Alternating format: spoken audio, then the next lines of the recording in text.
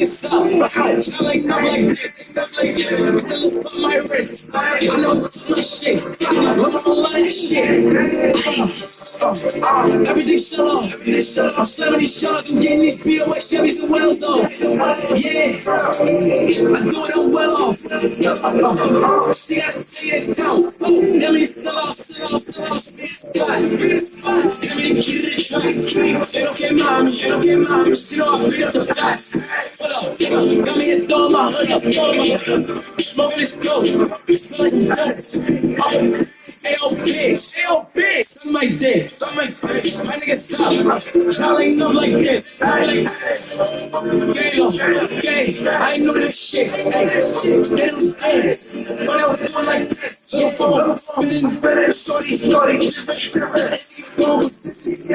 so numbers, big drip, dripping, that's all, dipping, surfing, I had to push to the limit, you know me for a minute, taking on the Los Angeles Lakers. I'm Brian Anderson, and joining me today, Richard Jefferson and Brent Hill. We've also got Allie LaForce bringing us reports.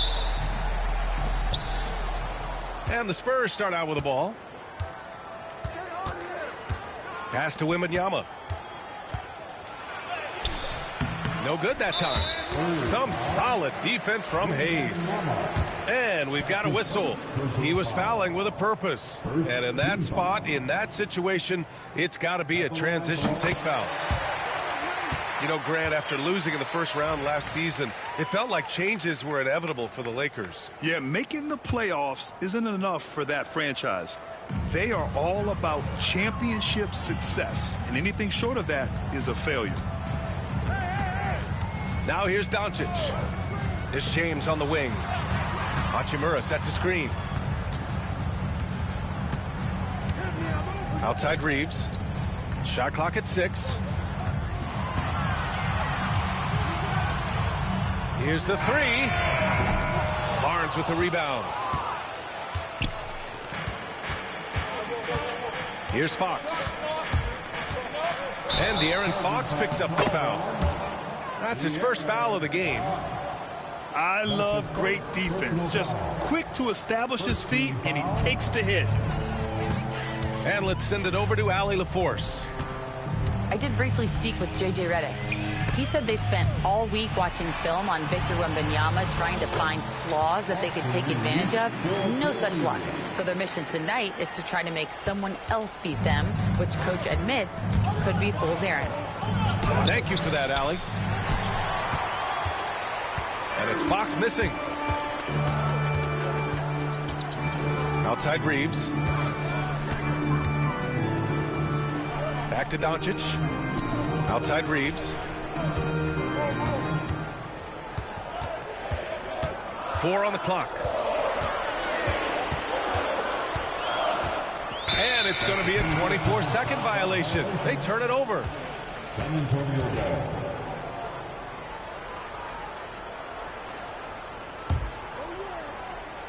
A little over a minute and a half into this first quarter. Fox outside. And he's going to the line for 2.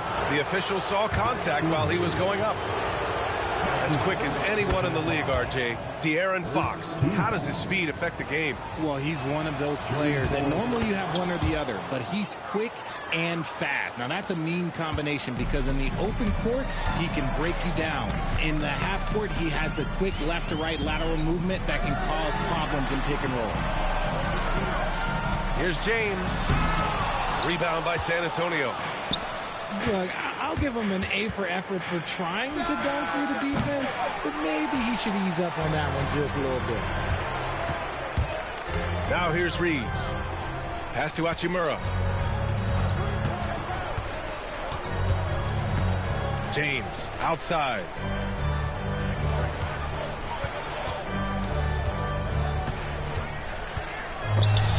Stolen by Vassell. Fox with the ball. Picked up by Reeves. Here's Barnes. Yes! And a nice assist from Fox.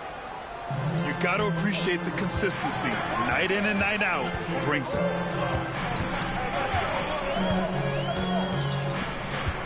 Now Reeves.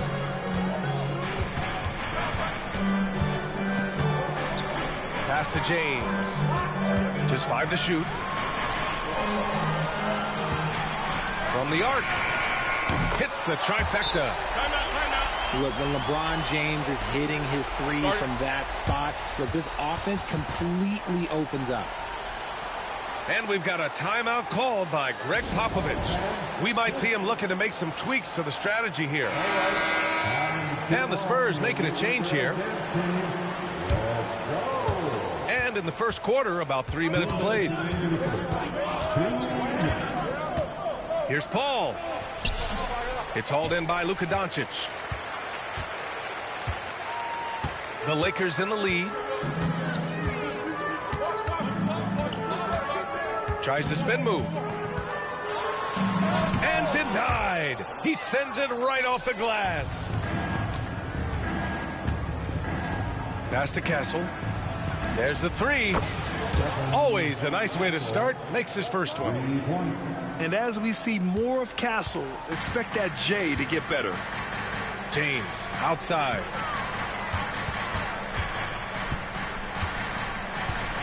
.116 left in the first quarter. Back to Hayes. Doncic outside. The floater. It's hauled in by Wembanyama. Barnes with it. Outside Paul. Pass to Vassell. Misses the 3. Used the pump fake well, but he couldn't capitalize. Here's James. Now Hayes. Outside Finney-Smith. James outside. Over Vassell. And that one's good. James has got 5. Just a master of the mid-range. Like LeBron James, he knows how to get to his spots and knock down the shots. Now here's Paul. Yet to see a basket. Floats one up. And a foul called on the way up. So he'll take 2 from the free throw line.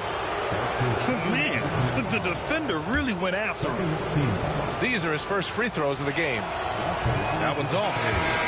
So both teams making some changes here. And he sinks the second.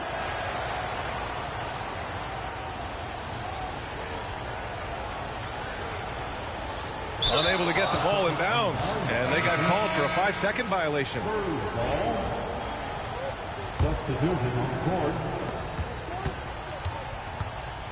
Fox outside. Pass to Sohan. Over Finney-Smith. And once again off the mark by San Antonio. Tie game in Los Angeles. Don't go away. We'll be back momentarily.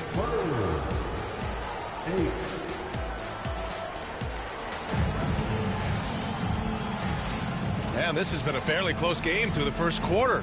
We'll see what happens here in the second. Guys, what stands out to you from the Lakers in this one? Give it up for their D. They're battling, communicating, and coming up with key stops. It's been a group effort, and that's what it takes to play the kind of defense that they've played. Great showing from them.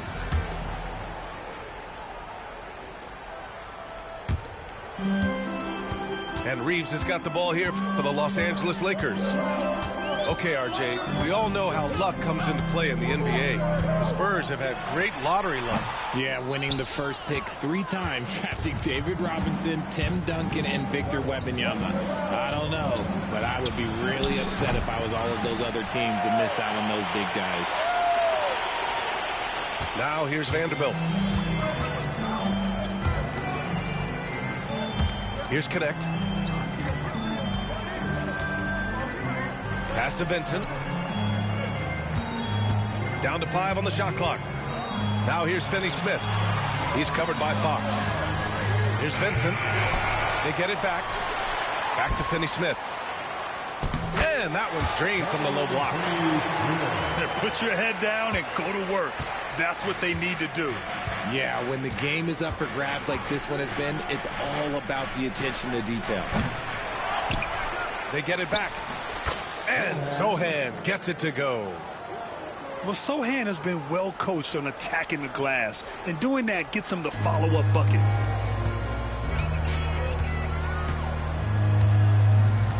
Now here's Vincent. No points yet. Going inside. Back to Reeves. Pass to Finney-Smith. Got it. Good job in the low post. Quality pass, setting up a quality shot. It's just textbook basketball. And we've got a timeout called by Greg Popovich. I think right now he must be looking at some adjustments.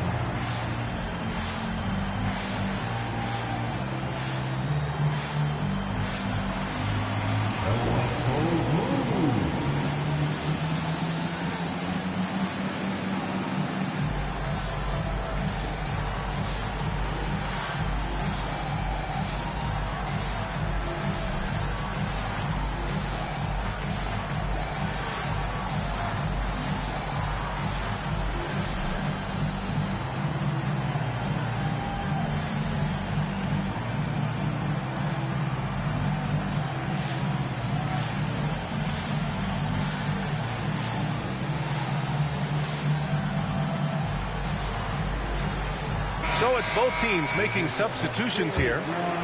Well, Grant, with all the parity and competition in the league today, there's still those teams piling up losses. Yeah, B.A., and with teams like the Thunder excelling, it's almost like youth is no longer an excuse. But some rebuilds take longer than others.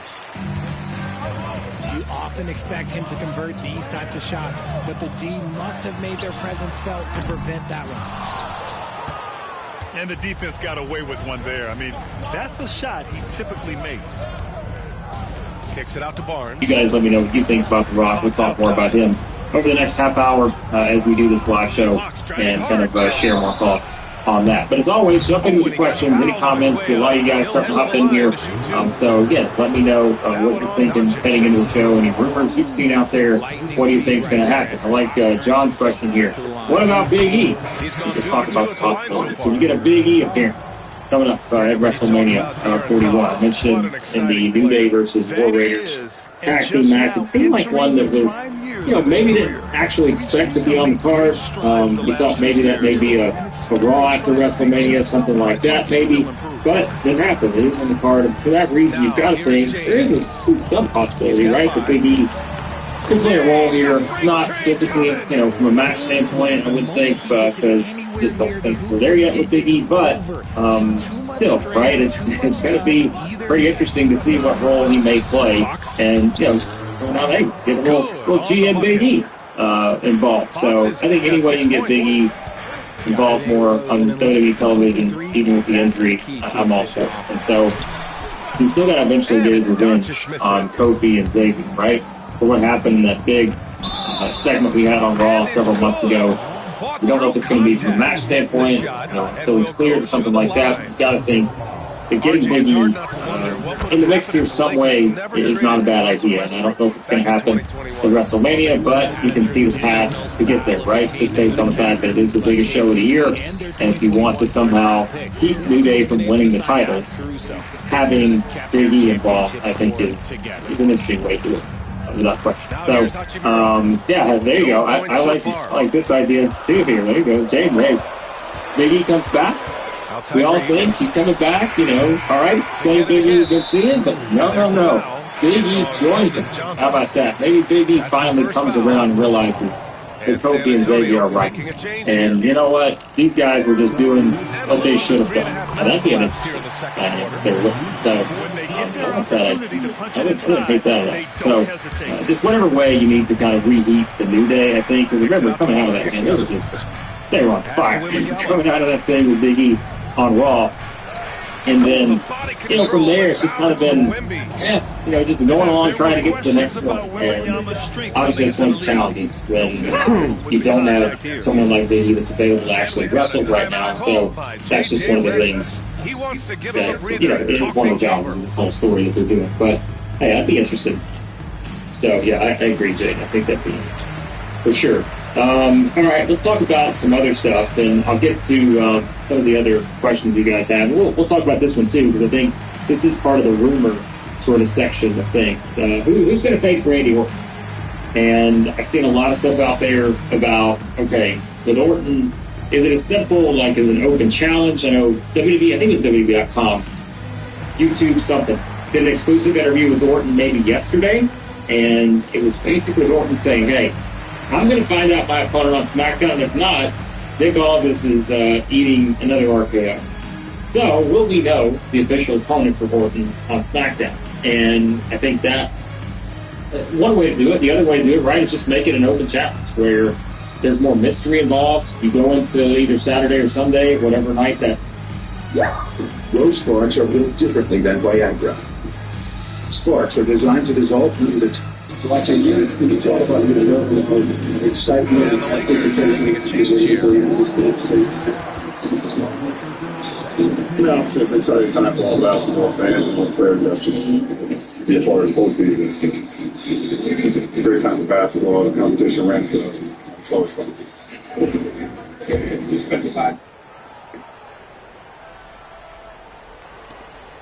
And we've got 1:18 left in the second. And from the sideline, let's catch up with Alex. Hey, Brian, Devin Vassell's progressing offensively. He said, I feel like the game has slowed down, just making the right reads. I know I can get to my spots. I just want to show that I'm an efficient scorer and a willing passer. I'm trying to be the best player that I can be. There was a, it looked like a little bit of a tweak against Houston. Are you good? Here's Paul. I'm available. On the take. Soft touch off the glass. And the Spurs lead by 3. I love how creative Paul is in penetrating inside. Talented at reading angles and exploiting the holes in the D. He's getting his first free throw attempt of the game here. And he shows the I focus there, nails the tee. the majority of Since them. drafting Wembanyama, the Spurs have looked like a I team have no that idea. gets better It's every definitely game. something that's And they're still so young. They're learning the intricacies of the game and how to play with each other. But you can tell things are coming together. Right. And it's Doncic missing. And the defense was right on him there. Nice contest. And it's in there. In the paint, Paul always stays nimble. That allows him to make adjustments that Everything, playoffs, man, everything from mentally. I mean, obviously, you know, the physical toll it's going to take, but Hasn't gotten one to fall the yet. game's ramped up, the intensity ramps up, the physicality ramps up. The referees in the league allow us to play more physical, you know.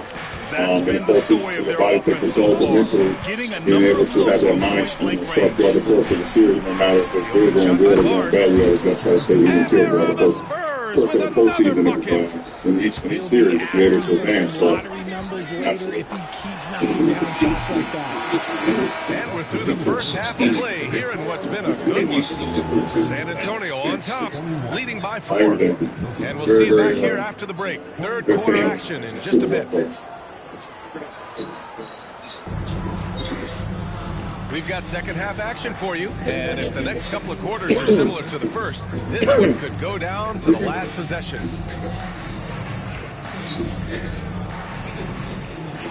You got to be able to defend, you got to be able to get stops. Lakers trail On the by 4. postseason, and you know, we have a system that we've been working on, you know, throughout the whole course of the season, and then, you know, it's up to us to go out there and execute that. They coach and the staff, they put us in position to give us the best game plan. They believe that gives us the victory. And it's up to us to go out and execute.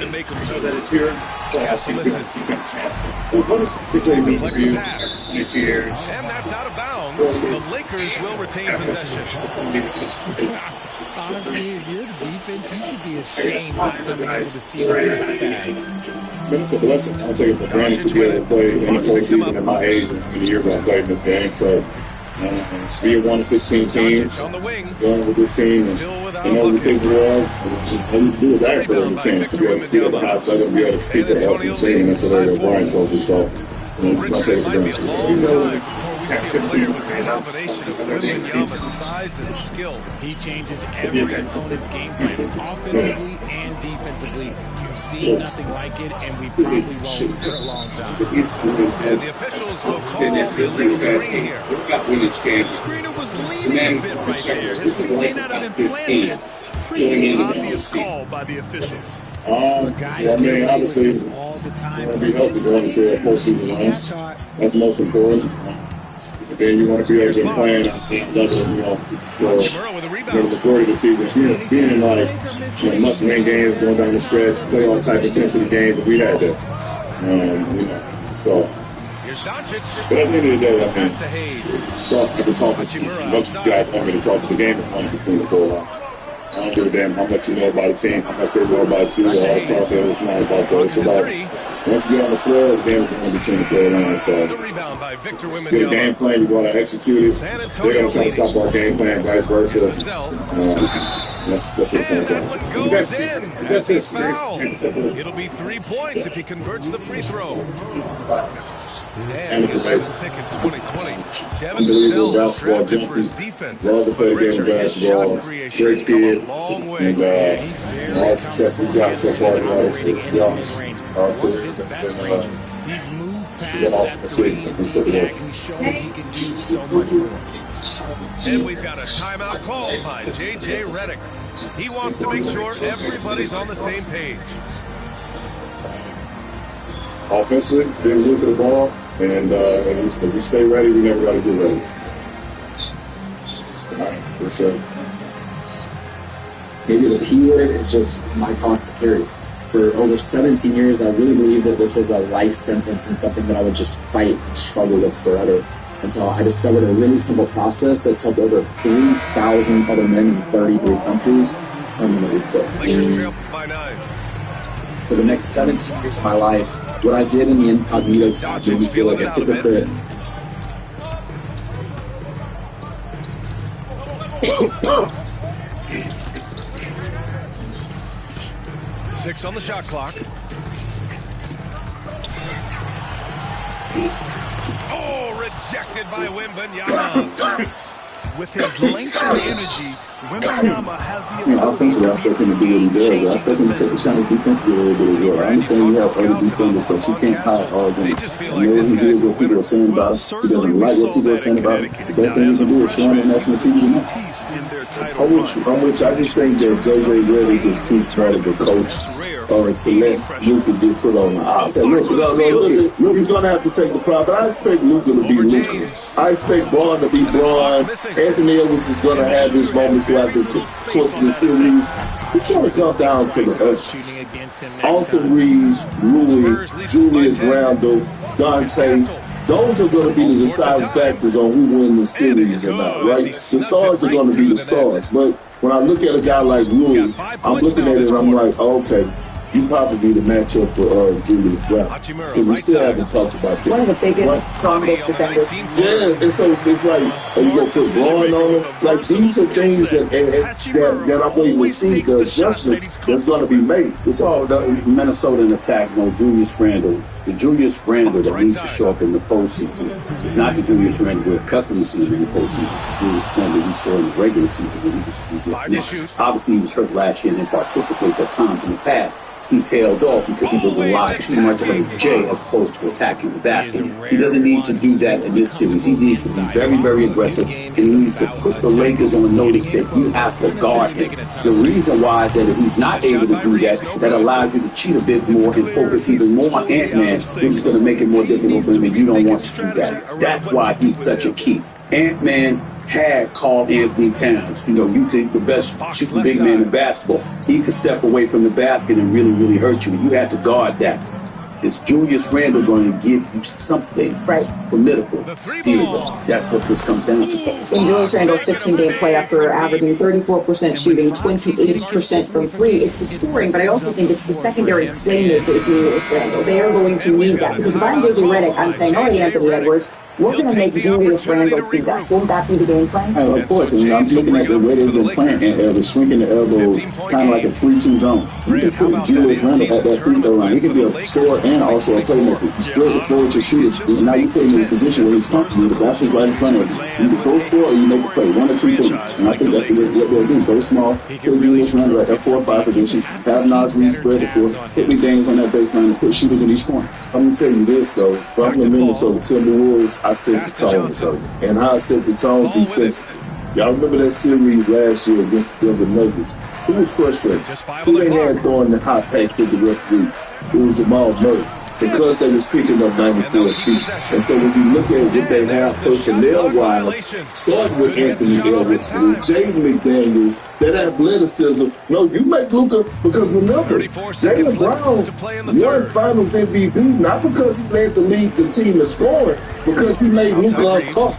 You wear him down, you wear Braun down, you have Austin Reeves playing on the field. You jump this game up if you're the Minnesota Timberwolves. But I'm not disagreeing with you. What I'm saying is, however, LA's personnel is a bit different than Denver's. You have to deal with Jokic. Of course, you're looking at Jamal Murray, and all of a sudden you're able to key on them defensively because you got size and McDaniels and the rest of the crew and Nas and all of these guys, and you're going at them against the Los Angeles Lakers. LeBron is 260. LeBron can play fully ball, okay? So because he can play fully ball, what is Luka? Luka's 6'7". Luka's got some size in him along with the skill. So the kind of things that you were able to do against Denver, you can't necessarily do against them. Here's what I think is going to happen, Big Bird. The Lakers are relatively undersized. That's what they say, right? You ain't got Jokic to be worried about somebody like that. If you are Julius Randle, make sure you pound that ball on the side. Make sure you're attacking that. Make sure you're dominant. Minnesota collectively on the board. If you get second shot, and you make sure the Lakers don't get it, those are the kind of things that you need to do in order to win a series like this against LeBron and Luka. With that starting lineup that the Lakers have been rolling out, a smaller starting lineup without Jackson Hayes, they've been pretty successful still against these bigger teams. Yeah, you know what? The Dave Benson, the Lee Hutchinson, the Finley Smith, the Austin Reeves, the other guys have really stepped up and started in their role. As the Lakers have made their money so much. But the reason that lineup is successful is because of LeBron James. And what he's able to do without the basketball, playing the center position. anchoring their defense, right? Like, we talk about how great he is offensively, defensively. When you have LeBron James on that back line, it's a difference maker. He can't be the best big man on the court. You got to make sure if you're Minnesota, he's not the best big man on the court. A good look from Johnson. Drops one in from the wing. And the Spurs lead by 12. And what's your take, guys, here on the hustle stats for the Spurs? This is Google Pixel 9a with Gemini. It's free to browse. With plans starting at $30 a month. And this is a play asking, where the heck are you? From Gemini, can you respond in style Shakespeare? To get Google Pixel 9a on this and our new 3-year price lock guarantee with plans starting at $30 a month. To the free throw line. It's going to go on Jeremy Sohan. In 2024, Luka Doncic recorded 6 consecutive 30-point triple-double games. That's right, B.A. The first time anyone has done it in NBA history. So if you didn't already believe in Luka, the playoffs have finally arrived, and so has one of the greatest postseason players in NBA history. Giannis Antetokounmpo, one of only 2 players to ever average 25, 10, and 5 in the playoffs, and this isn't a small sample size. We're talking about 80 games here that today marks 80th playoff game. Now, today, the Greek Freak goes up against the man who stopped him from adding to that total last year. The Pacers, they knocked out the Bucks in the first round on their way to a shocking Eastern Conference Finals run last year. Can they do it again? Every single team suiting up today has their sights set on the same thing. Win 16 and get a ring. We have 4 game ones for you on ESPN and ABC. Welcome to the 2025 NBA playoffs and welcome to NBA Countdown alongside champions Kendrick Perkins, Udonis Haslem, and People's Champ Stephen A. Smith. I'm Malika Andrews. Is there a better 24 hours, 48 hours on the calendar here in the NBA season? I can't think of it. I mean, this is spectacular. Not about it. The way that basketball is played throughout the season, especially as the season has waned, has you even more excited. Last night, me and UD texting back and forth. We watching Atlanta and Miami go at it. That was a fantastic game, okay? We look at the lineup today. You cap it off. I mean, when you think about Anthony Edwards against LeBron and Luka as the nightcap, when you think about this rivalry right here with Indiana and Milwaukee facing each other 19 times in the last 18 months, the Clippers might be a championship contender, okay?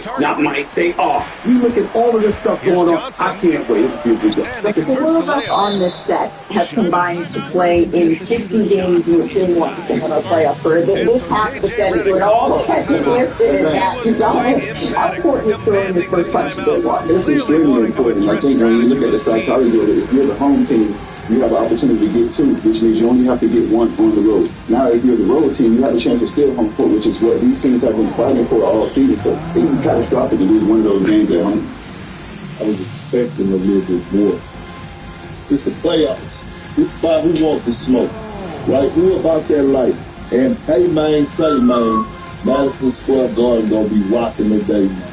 And tonight is the night of Big Bobby Brunson and the New York Knicks to shut up all the haters. I understand the Pistons, right? Great season, regular season. Kate Cunningham, my vote him. First team All-NBA on my ballot. But no experience whatsoever. And I keep hearing, oh, these boys are real. They're adapting the culture. Man, Big Bobby Brunson is about to show the world who the hell he is. He's about to be. He's about to 2 elements. Number 1. Hold on.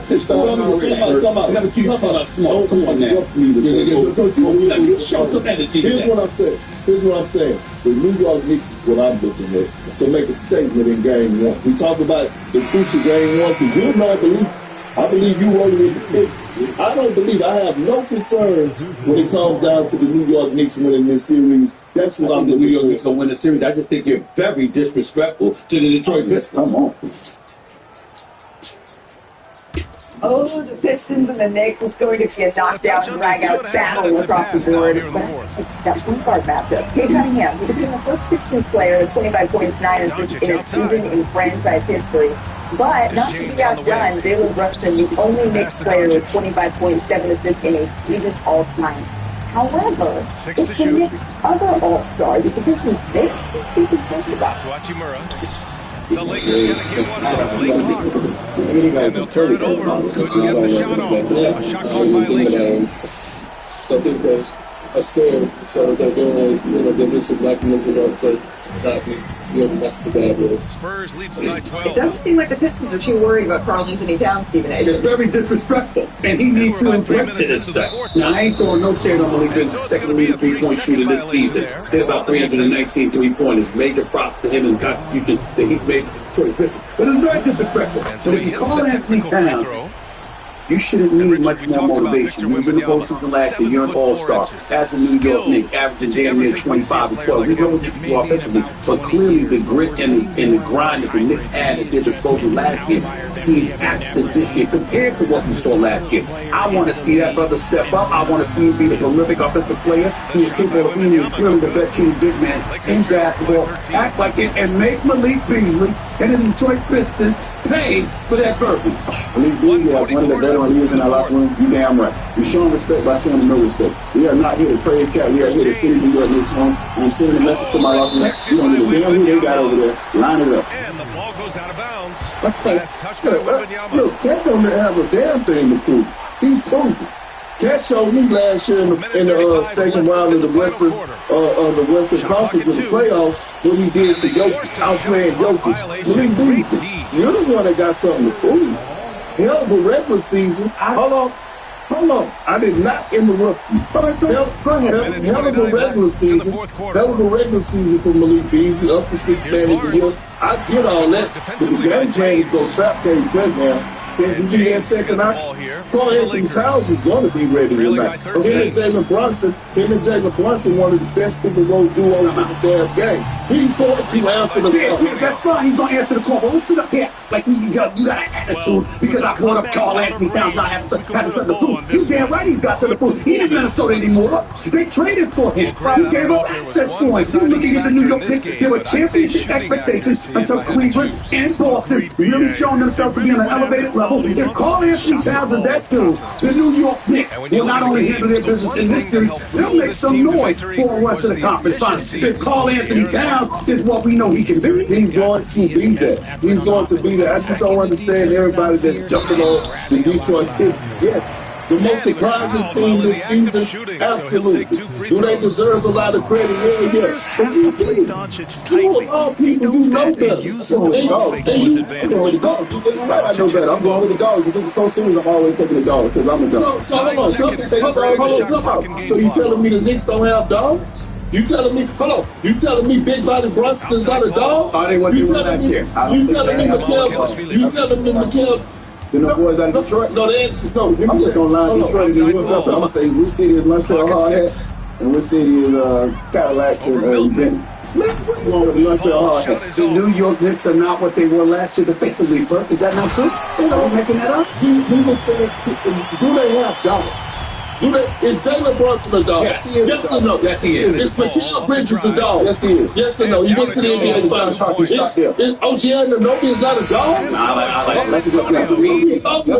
I think Stephen A's point, Karl Anthony Towns' playoff history is a little bit checkered. He averages 23 points per game in the regular season. It goes down to 19 points per game in the playoffs. However, in this series, okay, we've addressed the Karl Anthony Towns of it all. Cade Cunningham and Jalen Brunson. That's going to be the other matchup to watch. No doubt about that. Cade Cunningham, well, listen, they both averaging, one is Cade is averaging 30 against the Knicks. Brunson's averaged 28 against them. They're both shooting a high percentage from the field. Whenever Miles McBride is guarding Cade, he shoots like 73% from the field. When you're at Tim Hardaway Jr. and you're going up against Big Body Brunson, Brunson has had his way with them. So obviously it's going to be real interesting to see. This could be a duel for the ages. We like the specter of that. We're looking at that. But we know it's going to take more, just like it's going to take a Beasley, just like it's going to take a Karl Anthony Towns and others. It may come down to Jalen versus Cade, but we're counting on both of them doing their thing. Who else is going to do their thing?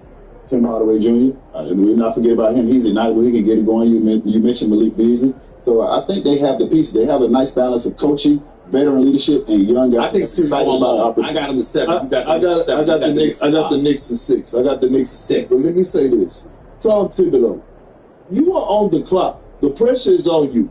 OG Anunoby needs to be on Cade Cunningham. Every time he catches the ball, I don't care if it's a pick and roll. I don't care if it's on the block. I don't care if it's isolation. I need to see a double team coming. I feel you on that. I just, if you got somebody else, because OG's so important, I don't want him expended too much this early in the playoffs. You got paid $200+ million. I know. I'm talking to get it done. I'm talking health. And then there's always. That's all. It's worried about. Watch your attitude. You better watch your attitude. I can't wait. The I can't NBA wait. playoff first round continues tomorrow afternoon. ABC, the Western Conference's top seed, the Thunder host the Grizzlies in Game 1 of their series, and then it's the Eastern 2-7 matchup between the Celtics and the Magic. Our coverage ships with NBA Countdown. That's at 12:30 Eastern.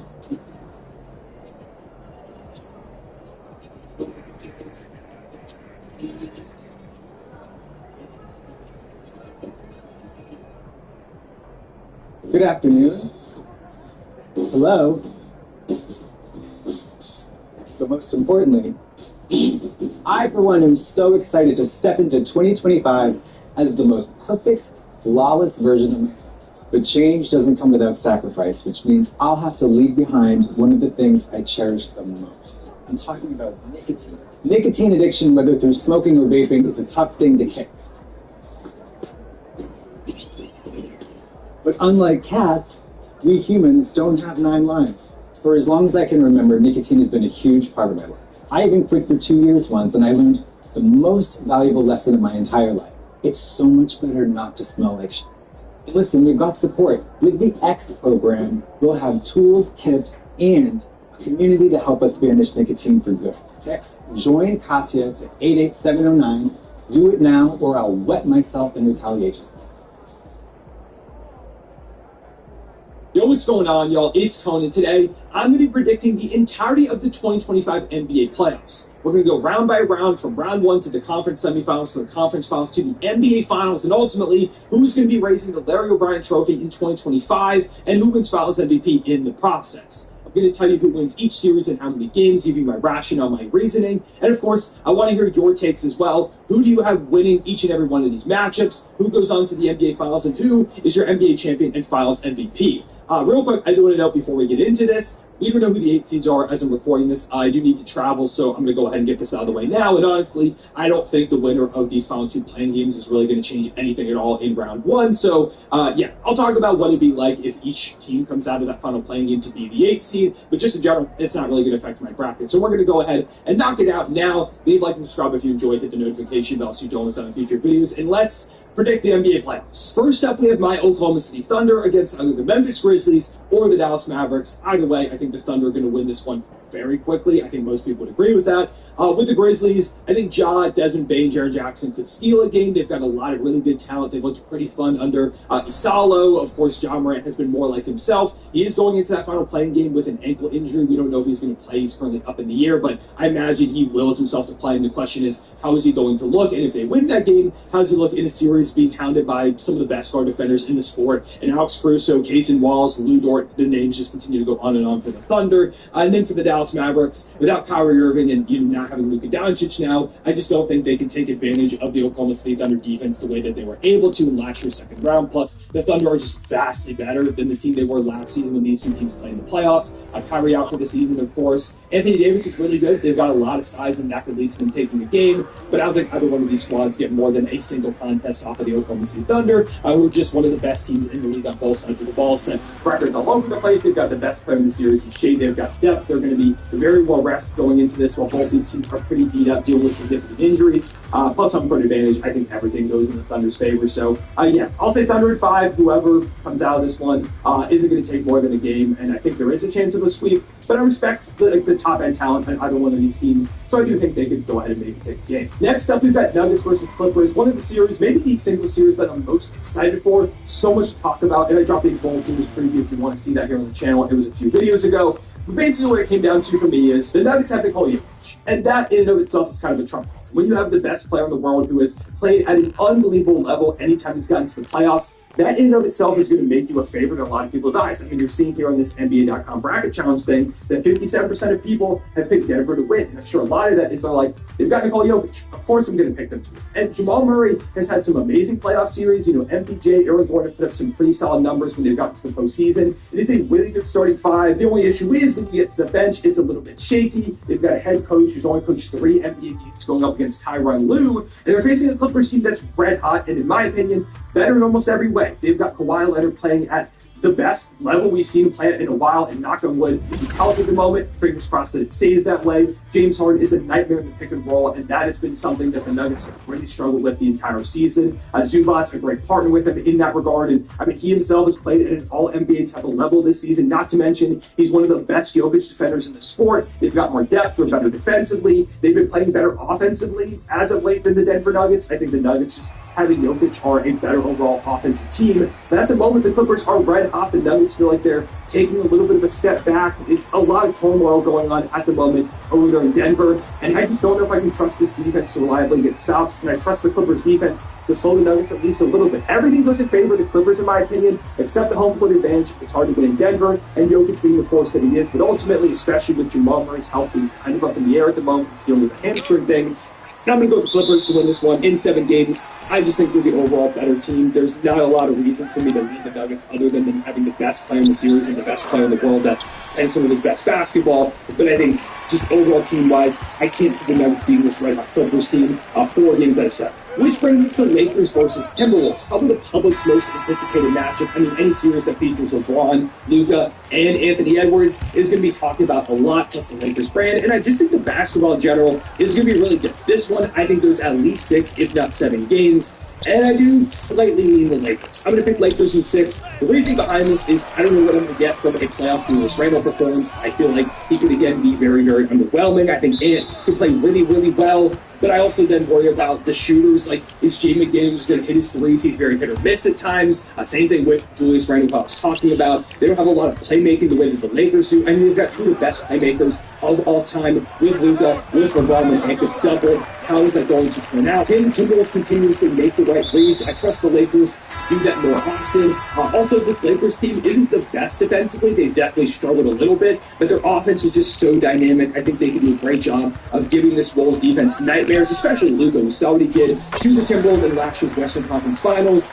I just think this is a more dynamic team on specifically the offensive end, and I think ultimately that brings them over the top. So, yeah, give me the Lakers. Also, they've been able to turn up defensively in specific matchups. JJ Redick is a really good head coach. I think he could scheme something up that isn't going to ultimately stop the Wolves a ton, but I think it will just do enough to allow the Lakers to pretty consistently outscore them. So give me LA to win this one, although if the Wolves do pull it off, I'm not super shocked. I think a lot of people are sleeping on the Wolves' chances to go ahead and win this series. And we finish up the Western Conference first round with Rockets versus Warriors. Again, I talked about this one a lot in the series preview, like I did with also Lakers Wolves. I forgot to mention that on the channel if you want to go ahead and see more of my thoughts.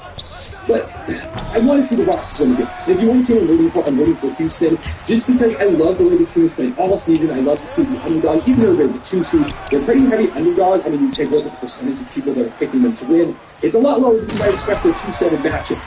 Unfortunately, I am going to pick against them. I'm going to go with the Warriors in 7. That was my pick in my series preview. I'm going to stick with that.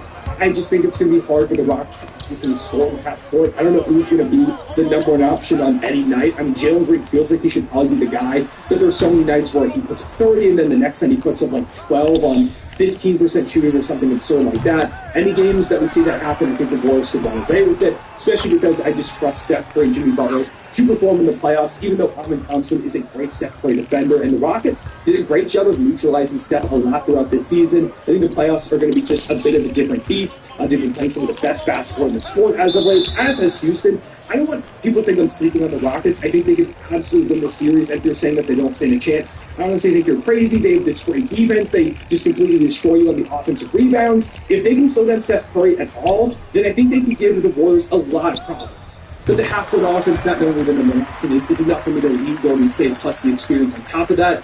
I think they're going to barely scrape out of this one, but even if they win, it's not going to be easy. And now we get to the Eastern Conference. Like I said earlier, I mean, the Cavs are just going to run over whoever they face. If it's the Hawks, I think it's 4. If it's the Heat, maybe it's 5 because Eric Spoelstra could get them a game. I'll just go 5 games, I guess. I don't really know who's going to win that one. I'd like maybe lean Atlanta, but they look so bad against Orlando. Again, the Heat are just playing demons, so maybe it is the Miami Heat.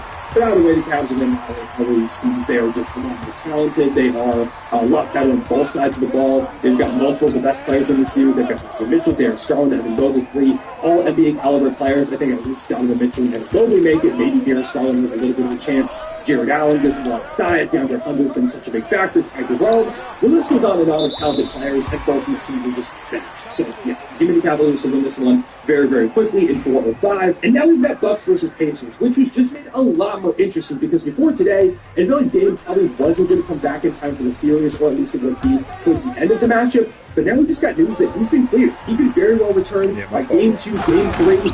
And if Dame's coming back, it gives the Bucks a way better chance. I thought with Dame not playing, the Bucks really didn't stand much of a chance at all. That Giannis would put up some insane numbers, but nobody else would be super reliable. And they will ultimately fall to the Pacers in this one in 6 games the way I've continuously thought about this matchup.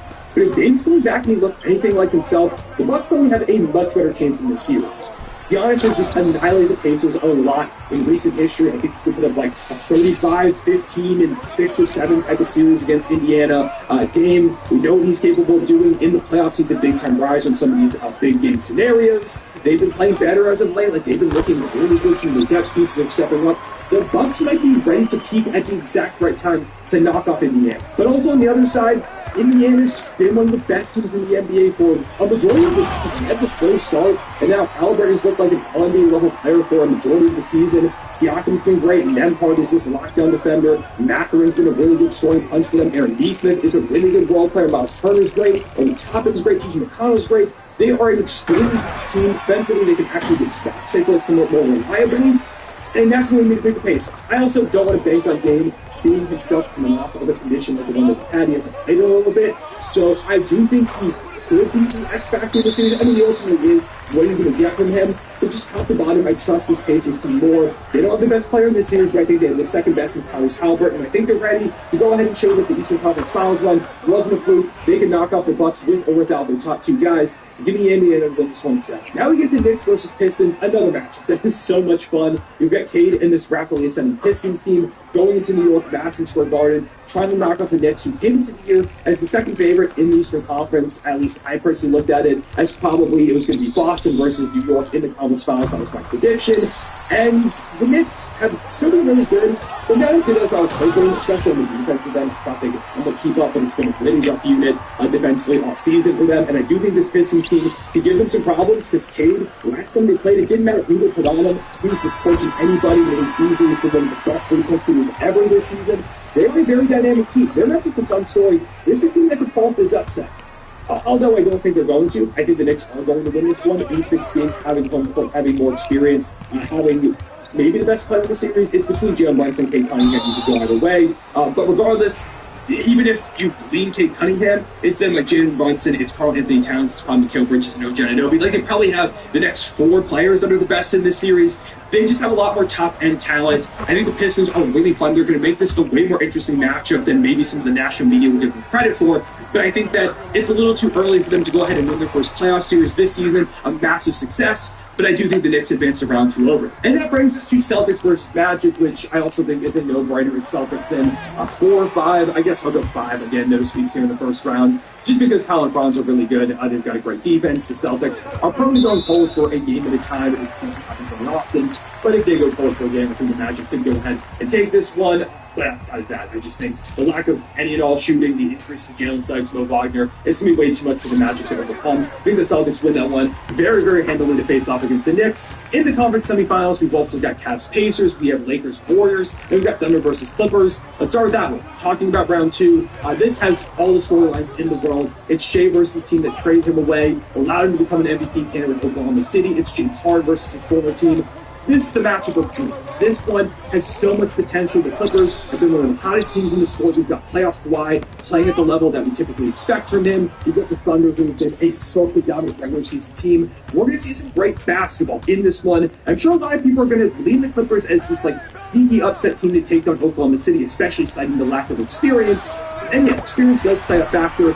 But I just think the Thunder are the better team overall. I think they're a deeper team, Shea's the best player in the series, and when the Thunder played the Clippers, nobody has really stood a chance against them. Shea historically has been really successful against Los Angeles, and they do have Chris Dunn, who's been good, they've got Derek Jones Jr. They don't have the type of defender that probably want really big goal Kawhi Leonard on him. But I think if that's the case, then you hurt yourself because Kawhi's energy for that offense spent against this great Thunder defense. They've got big bodies like Chet Holmgren and Isaiah Hartenstein to match up with the size of the Zubats, who again has been really good. They've got the defenders who slow down this offense. Theodore has been really good in James Harden in the past. I think J-Dub is a great defender for Kawhi Leonard. It just feels like to me the Thunder are a more well-rounded team, and the Clippers have been playing again really, really good basketball. They might be the second best team in the West. They've been playing like it, but I think the Thunder are just the best team in the Western Conference. Not to mention the Thunder swept the season series against them, and regular season isn't always a direct comparison, but I think the things that we saw are pretty translatable to a playoff setting. So leave the Thunder. I know a lot of people are like, oh, they were 1 seed last year, they're going to lose second round again, but this is just exactly. You can believe that, you can be watching. I'll give you them to win 6 games. I do think the Clippers could force this one to 7, and if things really start going their way, maybe they pull off the upset, but I think it's pretty unlikely. I just don't see the Thunder losing before the conference finals. And on the other side of the West, we have Lakers, Warriors, another Steph Curry versus LeBron James playoff series. A lot of these have been classics. I think this one could fall into that category as well. And maybe it's the last time we see these two teams play against each other, these two players in the playoffs. I mean, next year I expect both these teams to again be really good. But you never really know how the bracket's going to shake out. So I'm going to appreciate the breakers between these all-time legends as we watch them forward. And now it also features Jimmy Butler, features Luka Doncic from the Lakers side. And I think this one is so close. If both these teams have had an argument for the second best team in the Western Conference as of late. The Warriors have this good defense. The Lakers have this unbelievable offense. Which side is going to go ahead and win it out? I think I'm going to very slightly lean the Los Angeles Lakers to win this one in 7 games. It's so hard to slow down Luka, LeBron, and Austin Reeves that breathing group up top. The Warriors, they still condition to the Stephless minutes and still worry about how, Brandon Podziemski has been playing the playoffs for Moses Moody, for example. Is Jonathan Kuminga going to be involved? I mean, he's been moved to the bench, probably not. But does he ever show up and can his athleticism make a difference? I mean, the Lakers' left size isn't going to be exploited by this Warriors team. They're not really worried about that at all. Both these teams like to play small, and that can make for some really fun, fast-paced basketball.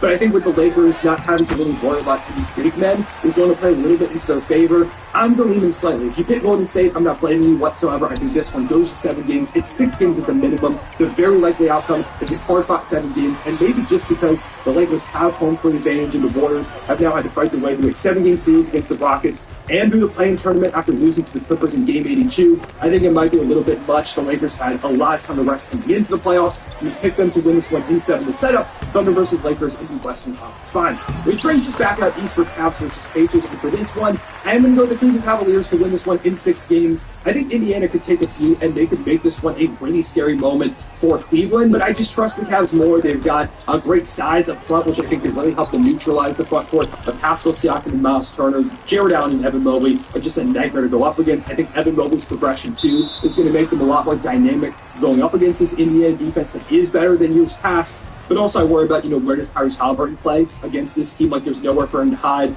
They've just got shooters, scores all over the place. I think he is really going to get targeted by Cleveland and Kenny Atkinson. The offense has just been so nuclear all season, led by Kenny.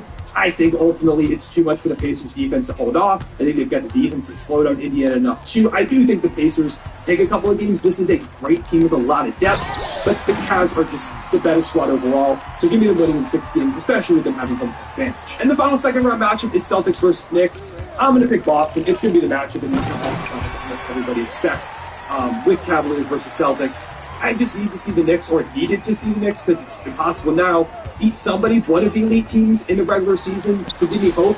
They weren't able to do that. They lost 10-0, or they went 0-10 against the Thunder, the Cavs, and the Celtics in the regular season. Celtics in particular couldn't get a single win off them. Went 0-4. They had that last game that went to overtime, and that was the most impressive outing they had against the Celtics. And, they had Mitchell Robinson. It was a more complete Knicks team than we've seen all season. So I'm going to give them respect enough to win a couple of games. I do think they're talented. And if you keep giving them shots. They're going to get it done eventually, but there's no way to go from losing all 4 games against the Celtics, a much better team overall in the regular season, to going ahead and beating them 4 times out of 7 in the series. I just don't think the Knicks are capable of doing it. I think the only team out east that can do it is the Cleveland Cavaliers, and we'll talk about that in a moment. The Knicks had a good season overall, but I think there are some things to be reworked. I just don't think they stand a chance against this team that is just loaded top to bottom in Boston. And that brings us to our conference finals. It's Thunder, Lakers, Celtics with a trip to the NBA Finals on the line. Let's go ahead and break this down. Thunder versus Lakers has so much going into it storyline-wise. You've got the Thunder trying to get back to the finals for the first time since 2012, where ultimately they lost to LeBron James. They've got to get through him this time to get back there. You've got Luka going up against the Thunder, who he was able to knock off last year with the Dallas Mavericks in the second round.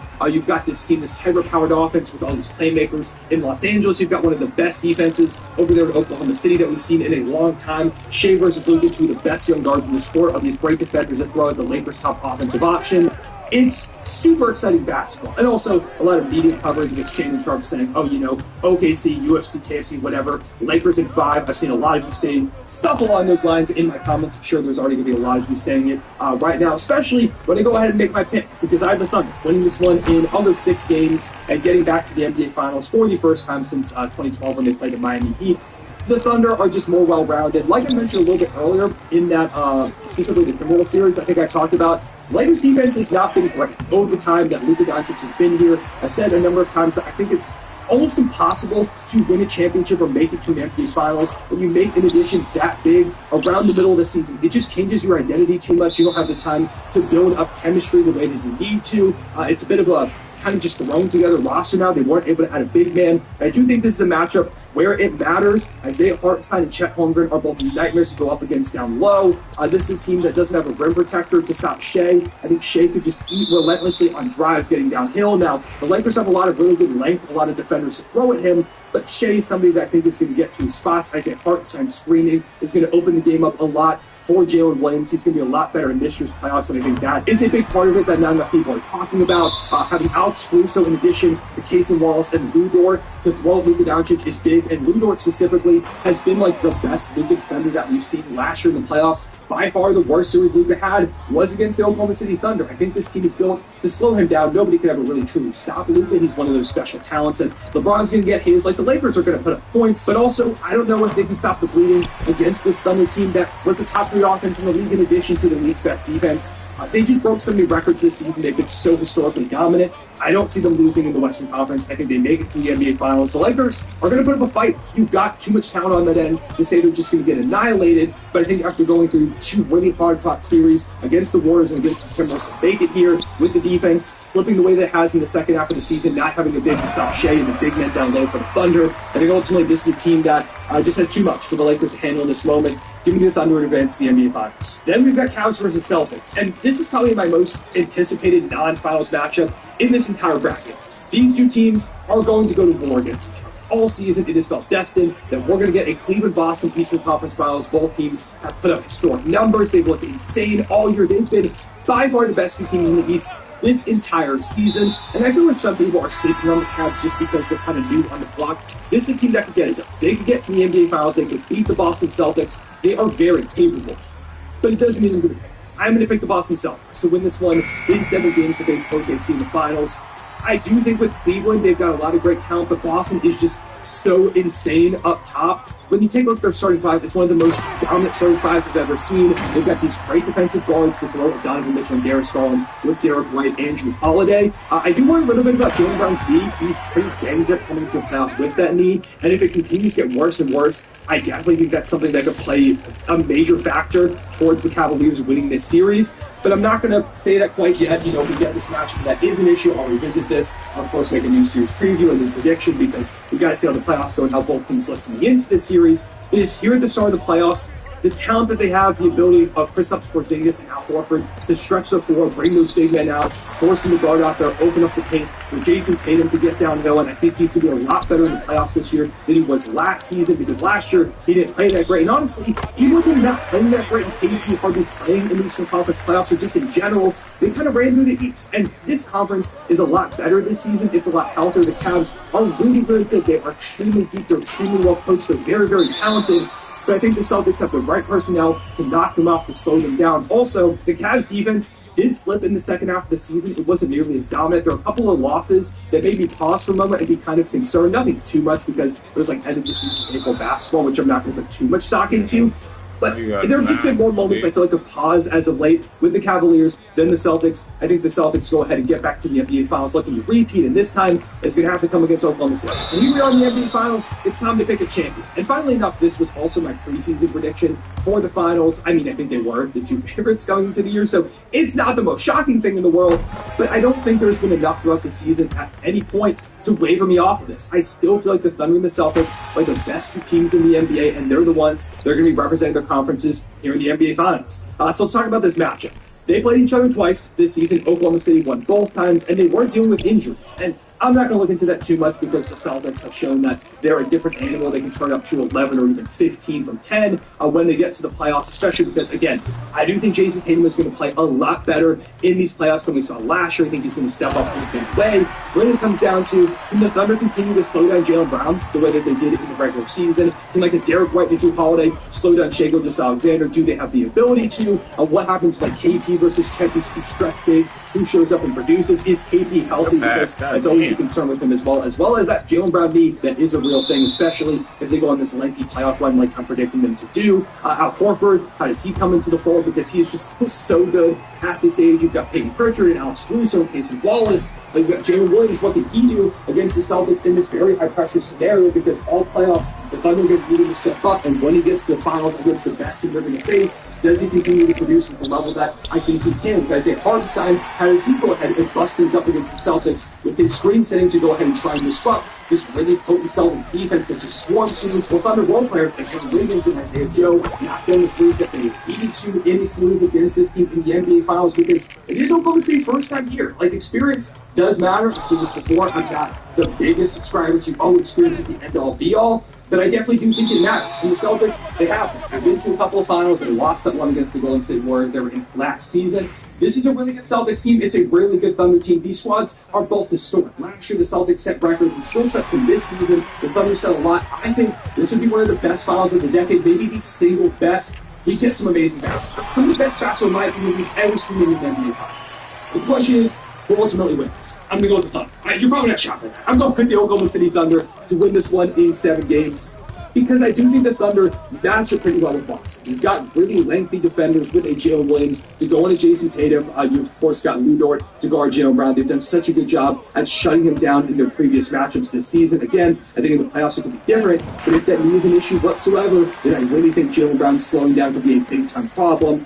Derek White and Drew Holiday are going to have their hands full with all the guard defenders that Thunder have. They can also go very versatile with double big lines if they need to, or go single big. And then Hartenstein is a big-time difference maker, a bigger one than people are realizing. And I do think the Thunder role players are going to hit the shots when they matter. Maybe you disagree. And also, just in general, it's really hard, nearly impossible to repeat in the NBA. It's very rare that it happens.